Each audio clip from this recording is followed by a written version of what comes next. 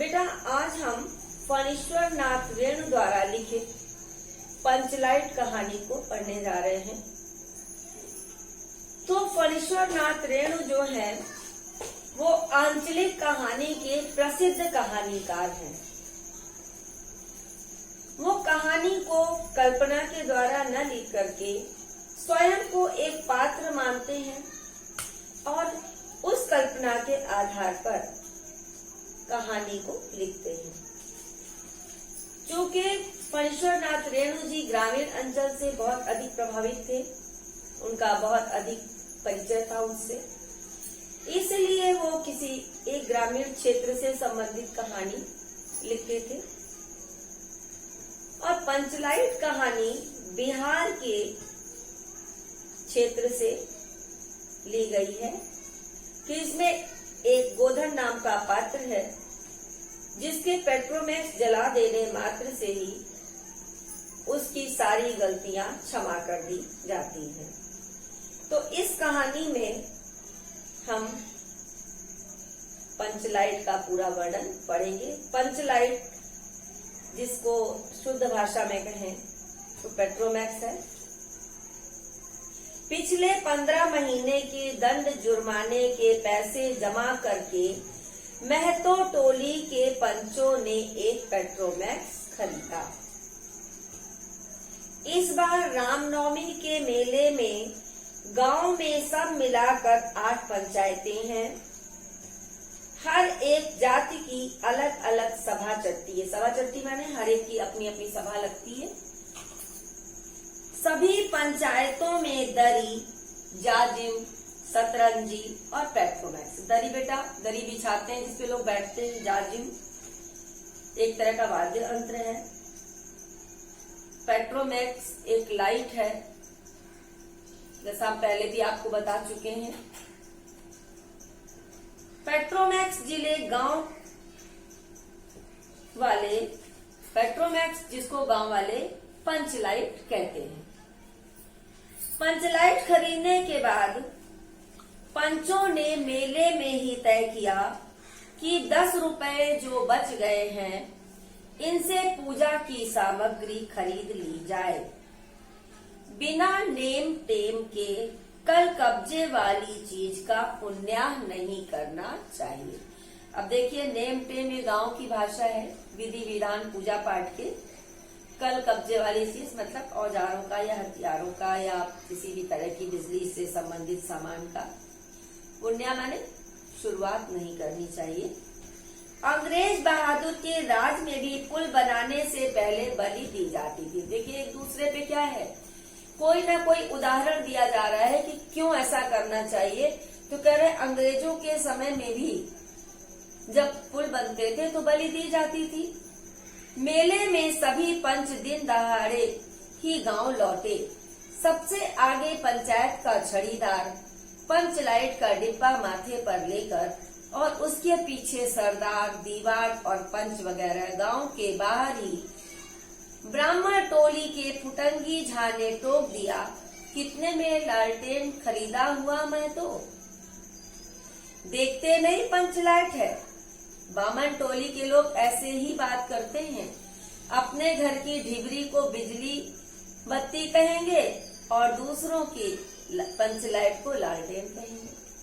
देखिए आपस में कितनी बात हो गई। ढिबरी वाले क्या होता है, ढिबरी जो आप लोगों ने देखा होगा, शीशी में डिब्बे में मिट्टी का तेल डाल करके कपड़े की बत्ती बना करके ढक्कन में छेद करके ऊपर निकालते हैं और गांव में रोशनी करने के लिए जगह जगह जला दिया जाता है उनको, उसको ढिबरी कहते हैं।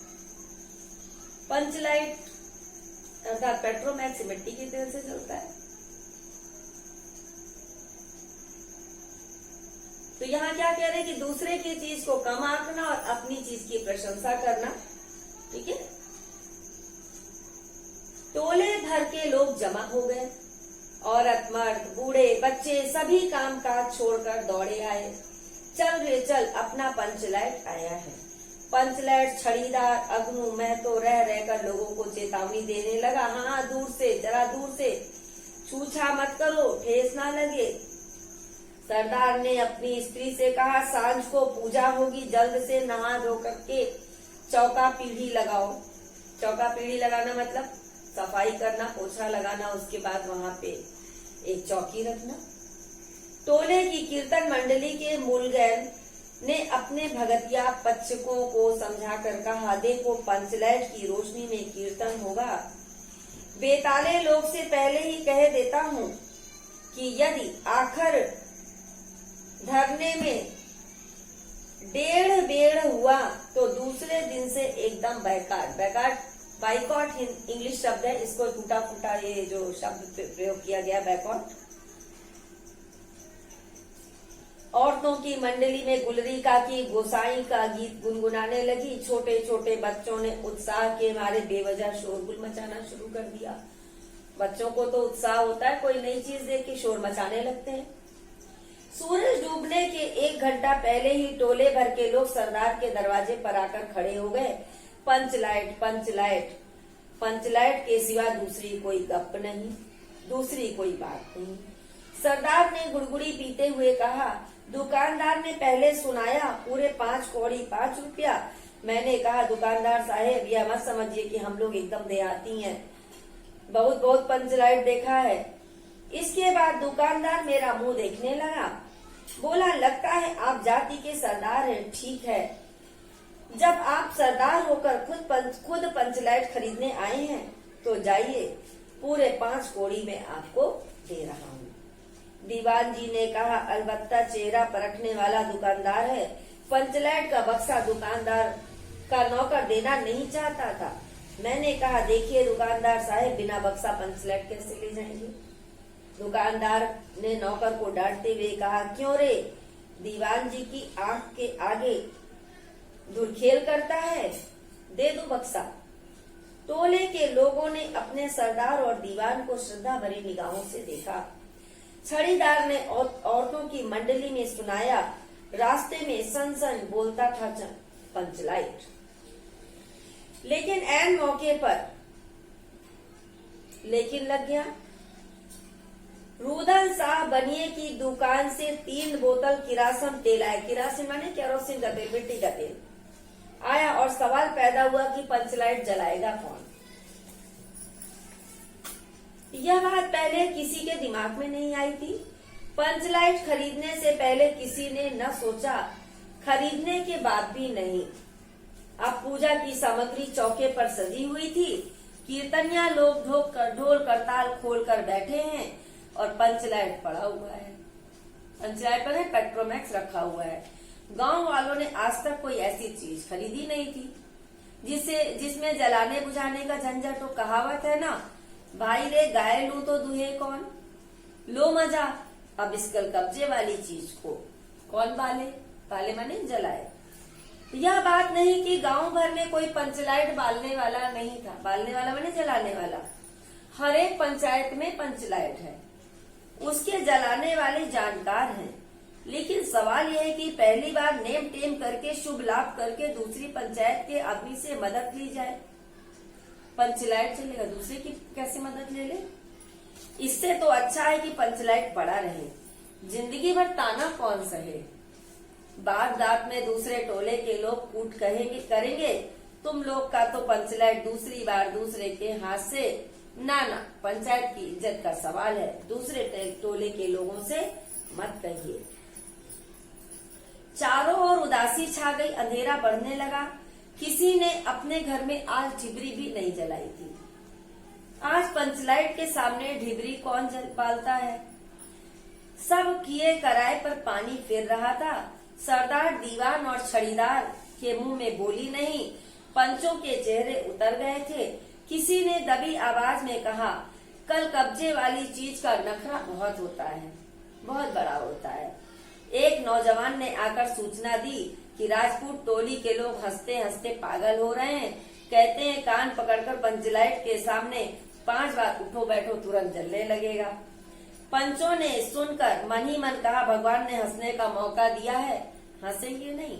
एक बूढ़े ने आकर खबर दी कि रुदल साहब बनिया भारी बतंगड़ आदमी है, कह रहा है पंचलाइट का पंपू जरा होशियारी से देना।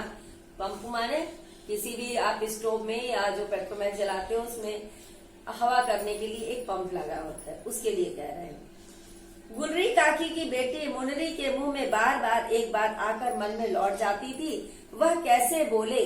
वह जानती थी ये गोधन पंचलाइट जलाना जानता है, बालना जानता है, लेकिन गोधन का हुक्का पानी पंचायत में बंद है। हुक्का पानी बंद कर देना मतलब सोसाइटी से बाहर कर देना।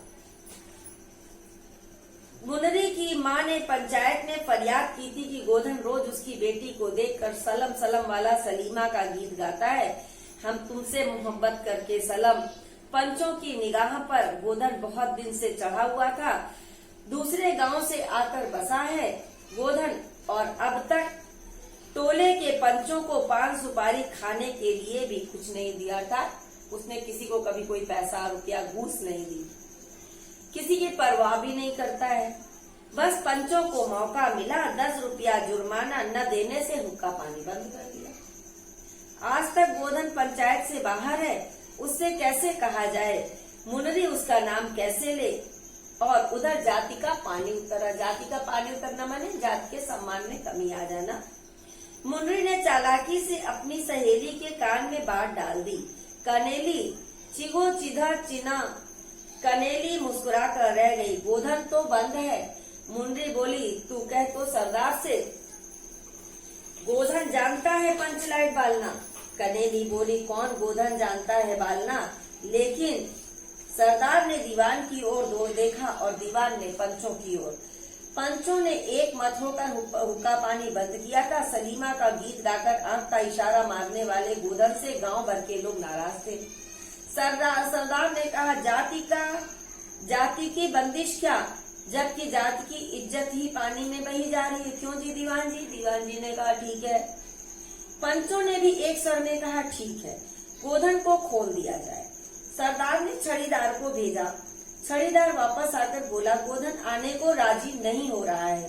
कहता है पंचों की क्या प्रतीति है, कोई कल कब्जा बिगड़ गया तो मुझे ही दंड जुर्माना भरना पड़ेगा।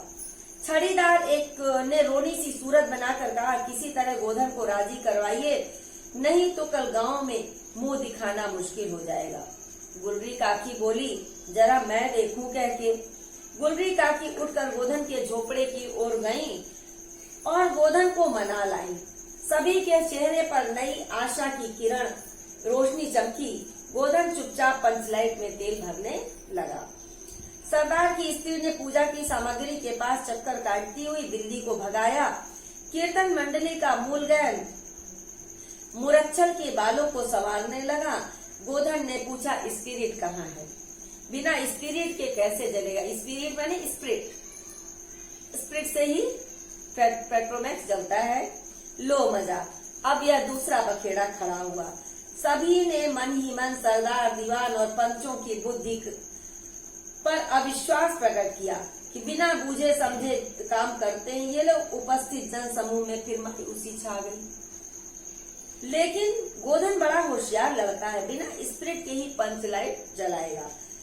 थोड़ा गरी का तेल ला दो। मुनरी दौड़ कर गई और एक मलसी गरी का तेल ले आई।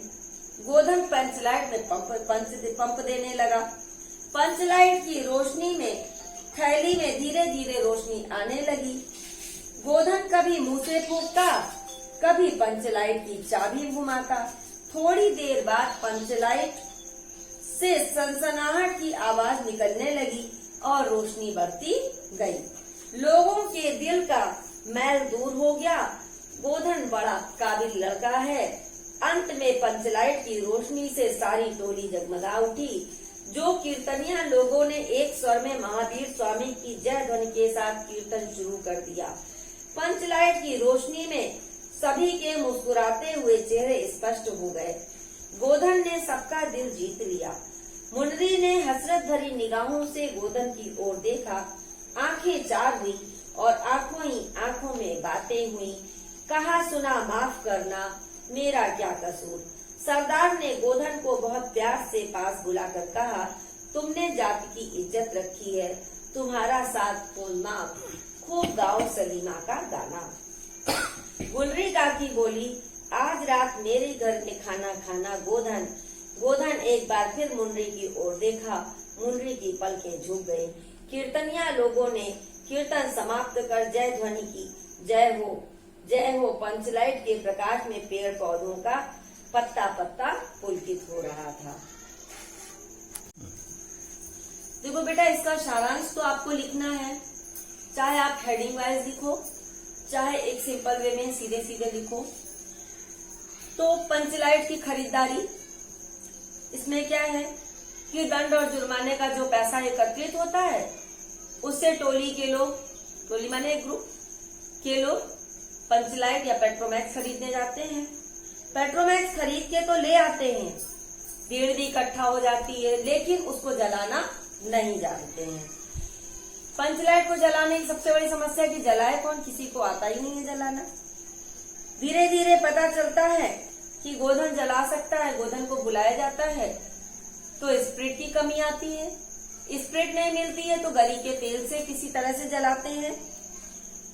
फिर एकमात्र गुण के कारण कि गोधन को पेट्रोमैक्स जलाना आता है, टोली के द्वारा जो सजा दी जाती है वो सजा उसकी माफ कर दी जाती है और गोधन पंचलाइट जला देता है। सब लोग प्रसन्न हो जाते हैं और जो गुलरी काकी उसकी शिकायत करती वो अपने घर पर खाने का आमंत्रण देती हैं।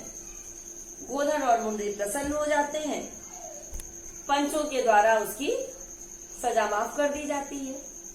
तो इसका सारांश आप स्वयं अपने शब्दों में लिखेंगे। अगर कोई समस्या आती है तो आप हमसे पूछेंगे।